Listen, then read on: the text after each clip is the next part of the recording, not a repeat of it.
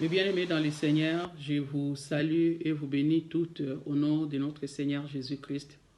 Je suis Maman Annie Pembele Djunga de l'Assemblée chrétienne évangélique La Foi Audacieuse qui se trouve dans la ville de Savigny-les-Temples en France.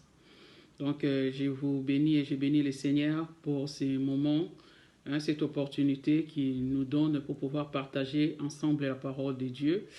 Et je remercie Maman Godet pour cette marque de confiance. Donc ce matin, le Seigneur m'a mis à cœur de pouvoir partager avec vous sur un sujet qui est important pour tous les enfants de Dieu. Donc nous voulons parler de la confiance que nous devons avoir en tant qu'enfants de Dieu. Nous devons avoir confiance en notre Dieu.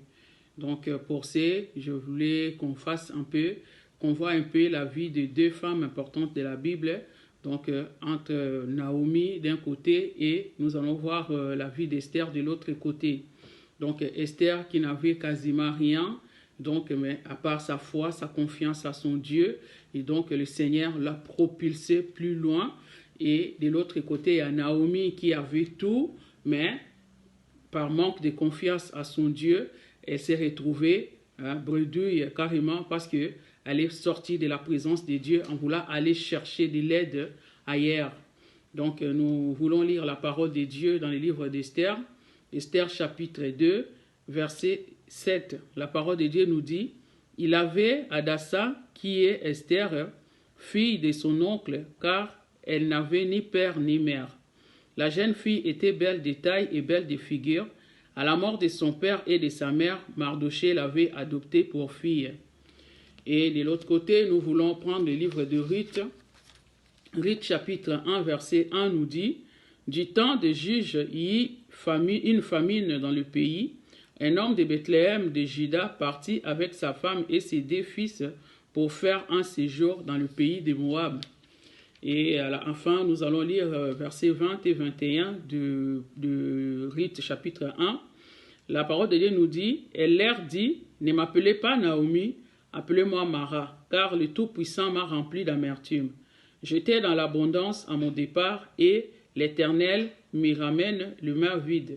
Pourquoi m'appelleriez-vous Naomi après que l'Éternel s'est prononcé contre moi et que le Tout-Puissant m'a affligé? » Donc nous voulons voir ici, comme je viens de dire là, Esther qui était orpheline des pères et de la mère, qui n'avait quasiment rien à part son oncle et sa foi. Elle était étrangère, mais sa confiance à Dieu a fait que Dieu l'a élevée. Elle s'est retrouvée du jour au lendemain au sommet parce qu'elle avait la chose la plus importante, c'est que la confiance qu'elle avait à son Dieu.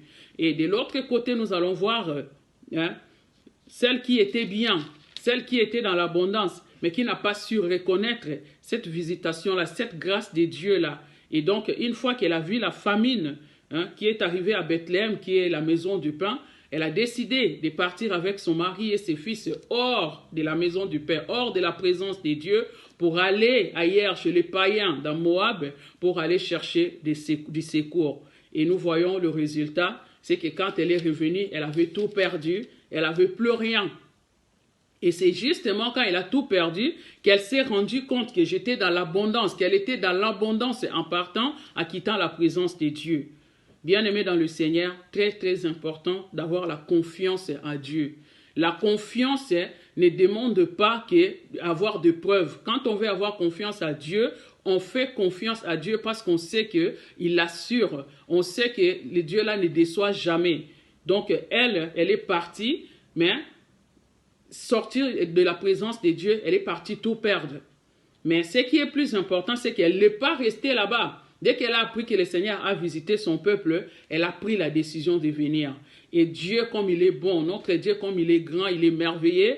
Donc, dès qu'elle a pris la décision de revenir, le Seigneur lui a mis une bénédiction dans ses mains, qui est Ruth.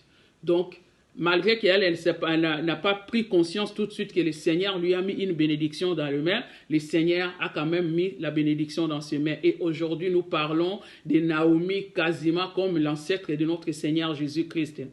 Bien-aimés dans le Seigneur, c'est que je voulais vraiment que nous puissions savoir, c'est que nous, en tant qu'enfants de Dieu, nous devons tout faire pour avoir confiance en notre Dieu. Peu importe le moment par lequel nous traversons, nous devons avoir confiance à Dieu. La parole de Dieu nous dit dans Ecclésiaste 9, verset 4, que pour tous ceux qui vivent encore, il y a de l'espérance. L'essentiel, c'est d'être vivant, d'avoir son Dieu et d'avoir confiance à son Dieu. Donc, nous serons comme des Esther qui, partis de rien, elle est arrivée au sommet. Et donc, si tu te rends compte que tu es dans le cas de Naomi, tu es comme Naomi, tu es sorti de la présence de Dieu à un moment ou à un autre pour aller chercher les secours ailleurs et que tu as tout perdu, il n'est pas trop tard. Retourne dans la présence de Dieu, le Seigneur te mettra Ruth dans le main et tu seras béni encore davantage. Vraiment, que le Seigneur vous bénisse abondamment, hein, que le Seigneur mette vraiment cette confiance-là, le Saint-Esprit vous aide à avoir confiance à ces dieux-là parce que la parole de Dieu nous dit Christ en nous, c'est l'espérance de la gloire. Je vous salue encore une fois de plus et je vous bénis au nom du Seigneur Jésus-Christ. Amen.